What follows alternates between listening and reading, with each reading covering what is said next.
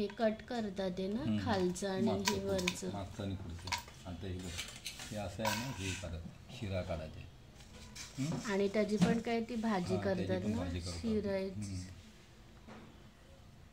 या भाजीचं नाव काय?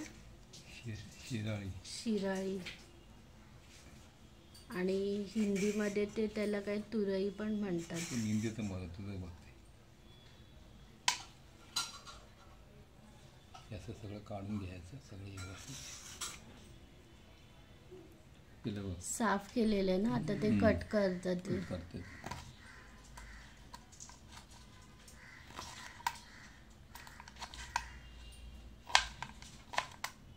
असंच हे छोट्या छोट्या ते पीसमध्ये कट करायचं.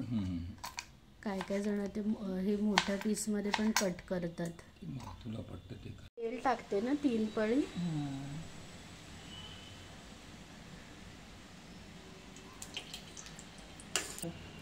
जिरं, हिंग आणि हे कांदा किती, 1 कांदा ना, 1 कांदा. शिराळी, मोड आलेले कडवे वाल. आता काय ही शिराळी टाकते कांदा कोंबल्यानंतर. याला खूप पाणी सुटतं ना. हे आता काय बिरडं टाकते, म्हणजे कडवे वाल सगळंच टाकणार आहे ना. लाल तिखट, हळद, गरम मसाला मिक्स करते. शिजायला आता पाणी टाकायचं ना. बिरडं, वाल शिजायला थोडंसं पाणी.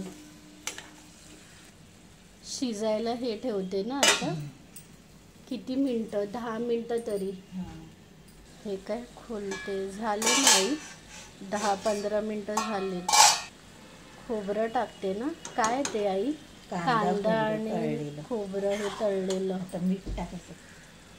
मीठ, साखर, ढवळते ना, हे मिक्स करते.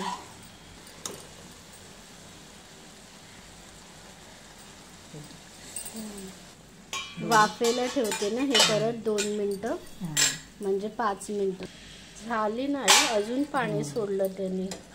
मीठ टाकलं ना, मीठ टाकलं हे म्हणून ते पाणी सोडलं का भाजीने. घालवते का. ही झाली ना आता भाजी. थोडीशी ओलसरच पाहिजे ना. ओलसर असली तरी चालेल. झाली ना भाजी.